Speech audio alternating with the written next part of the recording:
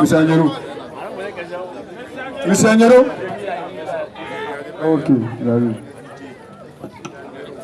Bonsoir, monsieur Agnero. Mettez-vous ici, s'il vous plaît. Voilà. Mon frère en face va prendre la peine de te couper en prenant ta question. Maintenant, l'autre que lui aussi va prendre la parole. Vous allez prendre le temps aussi pour l'écouter. C'est bon? Ok. Bonsoir, bonsoir, tous mes frères qui sont ici. Ok, bonsoir, monsieur. Tout à l'heure. Écoutez! Arrêtez tout ça là! Arrêtez les tétés! Tout à l'heure, au temps de passage, j'ai entendu l'un de vos frères qui a dit.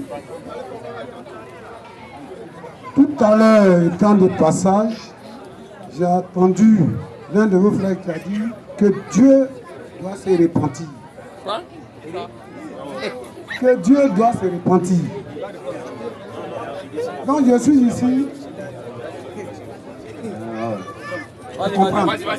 Allons-y, frère. C'est moi qui ai mal saisi. Allons-y, allons-y. Je suis ici pour comprendre. Frère, ce que les frères disaient, c'est que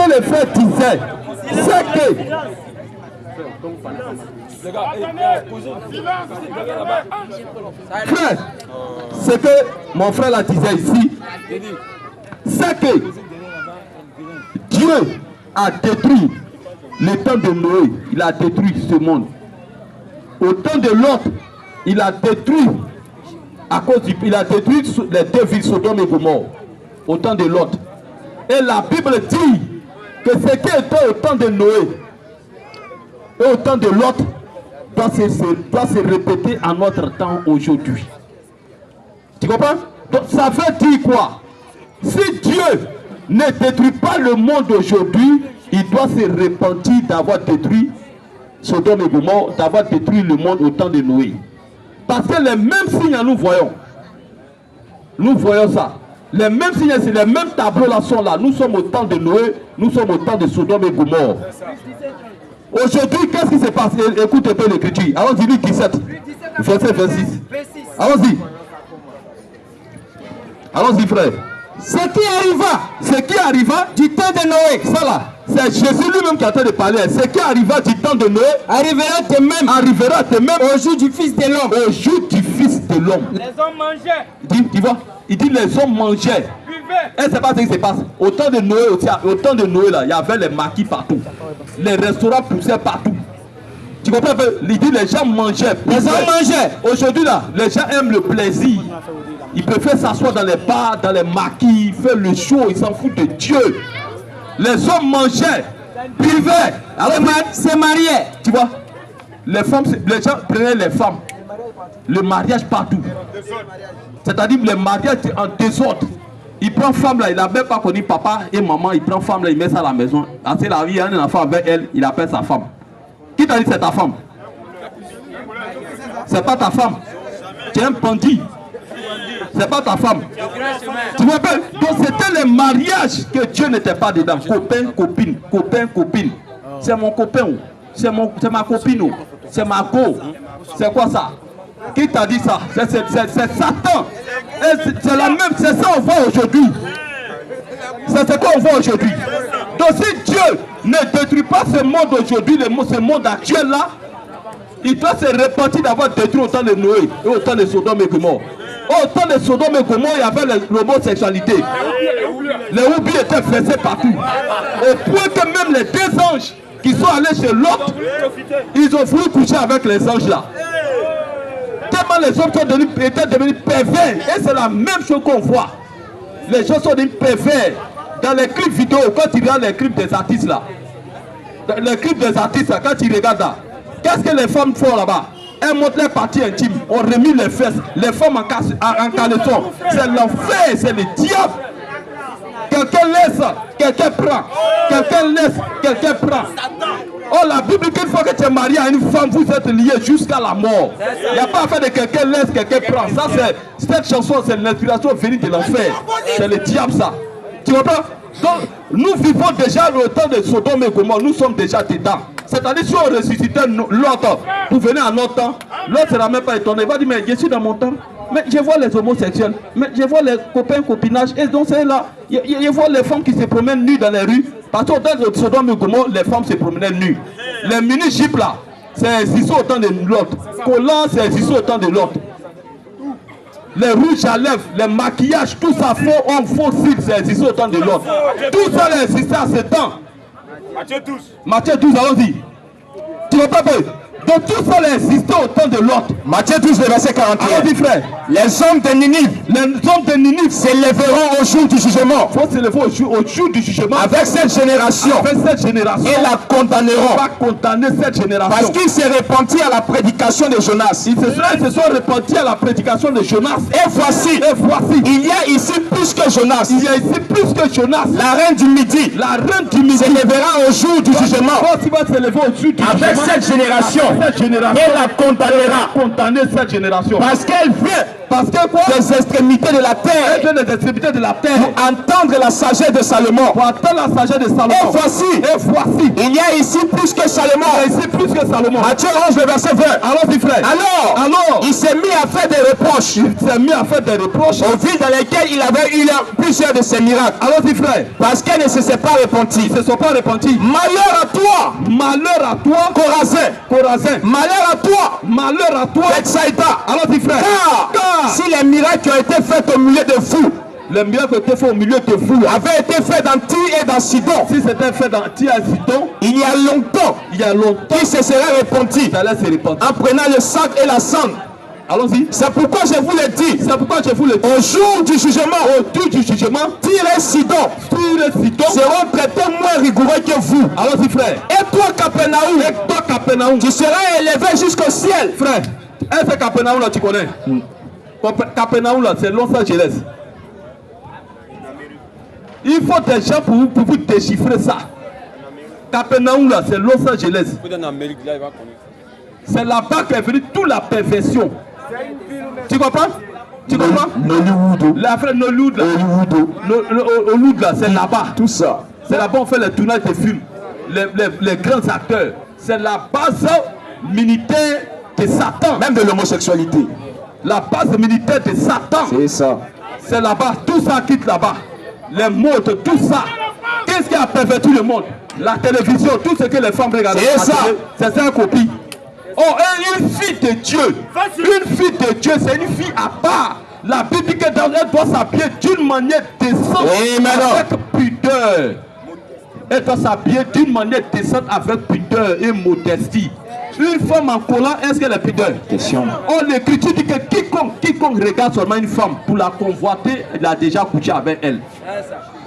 Donc une femme en mini-jupe, en collant, dès qu'elle est en train de passer, tous les garçons qui la regardent là, elle, la Bible dit devant Dieu, elle est en train de commettre adultère, elle est en train de coucher avec eux, tous les hommes. Et au dernier jugement, elle va se présenter devant Dieu. Dieu va te dire, il faut regarder derrière. Quand elle va se tourner, plein de garçons. Dieu dira, tu vois tout cela, tu as couché avec eux. À quel moment j'ai fait ça? Question. À quel moment j'ai couché avec ces hommes? Pantalon. Dieu lui dira, Dieu va lui montrer, voici, au moment où tu te promenais en petite culotte, tu remis tes fesses dans les quartiers. Tu as porté collant, tu remis tes fesses. Voici tous ces garçons qui t'ont regardé là, c'est là qu'ils ont couché avec toi. À la fin, une femme doit s'habiller d'une manière décente avec pudeur. Tu comprends? Donc quand les frères disent, écoute-moi, quand les frères disent que Dieu doit se repentir, c'est-à-dire si Dieu ne détruit pas ce monde actuel là, hein, Dieu doit se repentir d'avoir détruit Sodome et Gomorrhe. Et à ce temps où nous vivons, en notre temps, Dieu a préparé la Russie et les États-Unis avec la bombe qu'on appelle Satan 2. Ne pensez pas que c'est pour décorer la terre, ils vont lancer. Lisez bien la Bible. La Russie, la Bible appelle la Russie le roi du Nord. Le roi du Nord, c'est la Russie Poutine. Et la Russie est une chicotte dans la main de Dieu pour chicoter les nations. Et la bombe atomique, là, ils vont lancer. Ils n'ont pas encore lancé parce que les fils de Dieu sont encore sur terre. Dès que l'église quitte la terre, c'est fini. Vous allez voir que Poutine va lancer bombe là. Troisième guerre mondiale. Il y a une poisson qu'on appelle volcan. Volcan là, c'est ça, ils vont boire comme ça, et puis va appuyer bouton. Le monde va partir à l'éclat. Troisième guerre mondiale, c'est pas histoire de vont venir prendre un pistolet pour faire comme ça. C'est les bombes atomiques qui vont balancer. Et voici ce qui va se passer. Et Dieu fera ça. Répentez-vous, hein. Vous qui nous écoutez, répentez-vous. Il y a les gens, ils attendent qu'ils vont voir ça, maintenant ils vont croire. Non, hein, la Bible dit heureux c'est celui qui croit ça dans ma vie. Tu veux voir avant de croire, ça sera trop tard. Donc frère, voici la réponse. Question.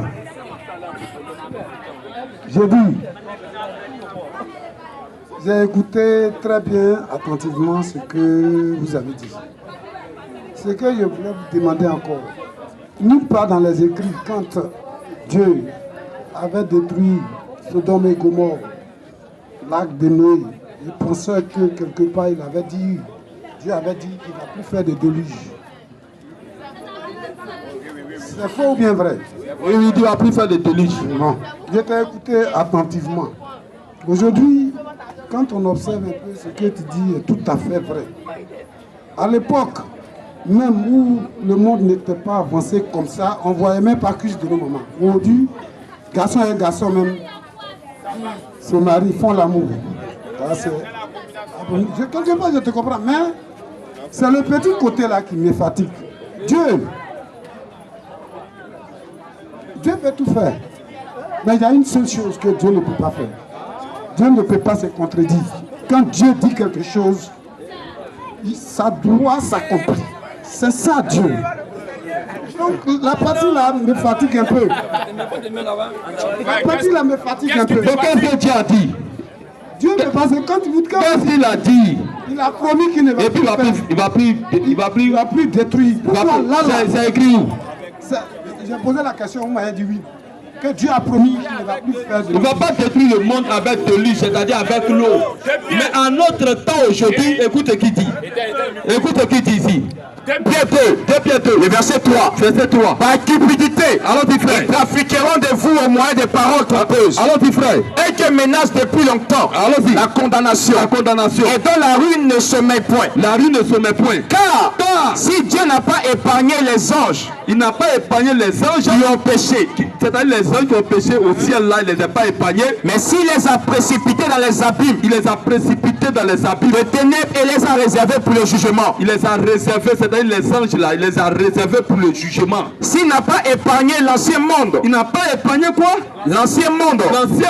Et s'il a sauvé Noé, lui le huitième, ce prédicateur de la justice. Lorsqu'il fit venir le déluge, sur un monde impie. S'il a condamné la destruction, et réduit en cendres les villes de Sodome et de Gomorrhe, les donnant comme exemple. Il a donné ça comment? Exemple. Il a donné ça comment? Exemple. Il a donné comme exemple aux impies à venir. Donc il y a les impies qui vont venir après eux. Et s'il parle d'aujourd'hui, c'est ça. Aux impies à venir. Et si le Sodome et Gomorrhe a détruit avec le feu. Avec le feu. Donc c'est un exemple qu'il a donné aux impies à venir. Toutes ces femmes qui portent pantalon, mini-jupe, collant, tout ça, ce sont des impies. Et c'est les impies à venir. Dieu va les détruire. À cause de même. Tu regardes ici, femme nue. Tu regardes ici par nos publicités, il y a femme qui a mis ses cuisses dehors, femme nue. Tu prends de l'eau, tu veux boire de l'eau, il y a femme nue dessus. Tu prends bien, il y a femme nue dessus. Tu prends ton téléphone, tu veux regarder, il y a femme nue dessus. Tout ça, Dieu va les bombarder tous. Alors dis frère. Et s'il a délivré le juste Lot, profondément attristé, de la conduite de ces hommes, sans frais, dans leur dissolution. Car c'est juste, qui habitait au milieu d'eux, qui habitait à Sodome et Gomorrhe, tourmentait journalement son âme. Ton âme était journalement tourmentée. Juste à cause de ce qu'il voyait. C'est la même chose aussi que nous, les fils de Dieu. On ne peut pas respirer. C'est ça. On voit les femmes nues, les femmes mal habillées. Ça tourmente l'âme. Mais pour ceux qui ne sont pas en Christ, ils se sentent à l'aise dedans. Il appelle lèvres. Ils sont contents, ma chérie. Oh, tu es belle, donne-moi ton numéro. Mais les fils de Dieu baptisés du Saint-Esprit, quand ils voient ces choses, les âmes est tourmentée. Les âmes est tourmentée. Parce que Satan nous combat à partir de ces jeunes filles qui se promènent nues dans les rues. C'est pourquoi un fils de Dieu ne peut pas marier ces gens de femmes. Jamais. C'est des femmes, elles sont possédées par des mauvais esprits, mais elles ne savent même pas. C'est-à-dire Satan t'utilise, mais tu ne sais pas qui t'utilise. Alors dis frère, 2 Pierre 3, verset, je commence au verset 6. Alors dis frère. Allons-y. Il a réservé ce monde pour le jugement. Allons-y frère. 2 Pierre 3, allons-y, verset 5, allons-y. Ils veulent ignorer en effet que des cieux existent autrefois, par la parole de Dieu, de même qu'une terre, tirée de l'eau, est formée au moyen de l'eau, et que par ces choses, le monde d'alors périt. Le monde d'alors, c'était au temps de Noé périt, submergé par l'eau, tandis que par la même parole, les cieux et la terre, à présent, d'aujourd'hui là, sont gardés et réservés pour le feu. Tu comprends? Dans la terre, frère, écoute-moi, je te dis quelque chose. Écoute-moi. Pendant que nous tous nous sommes arrêtés là, nous sommes arrêtés sur l'enfer. Tu sais ça? L'enfer n'est pas au ciel, nous sommes arrêtés dessus. L'enfer est sous-sol, c'est en bas de nous. Et quand ça fait respirer, ça donne les éruptions volcaniques. C'est l'enfer en bas, nous sommes arrêtés. Sur une marmite chaude, nous sommes arrêtés dessus. Si Dieu veut nous accoucher, nous tous, il ouvre la terre, tout le monde descend dedans. Ça s'est passé dans la Bible. L'enfer n'est pas au ciel, l'enfer est sous terre, on a arrêté dessus. Et voilà les gens, toi tu as arrêté, tu marches une marmite brûlante et puis tu fais malin choco. Tu dis les gens, t'es joli garçon, tu te joues les joli. L'enfer, tu marches dessus comme ça, tu as arrêté dessus à présent. Et si tu ne crois pas en Jésus-Christ, tu descends. Tous ceux qui croient en Jésus-Christ, quand ils meurent, ils montent. Comme Jésus est monté, ils montent. Bon vent te suivre comme ça, tu montes. Tu t'en vas. Mais, mourir sans Jésus, tu descends de l'enfer dans les ténèbres. En bas là, c'est le noir. C'est-à-dire même quelqu'un est en train de mettre son doigt dans ton œil, mais tu ne vois pas son doigt venir. C'est le noir. Mon frère, répentez-vous. Frère, tu vas échapper à ça. Si tu veux échapper à ça, rejoins-nous. C'est tout. Que Dieu te bénisse.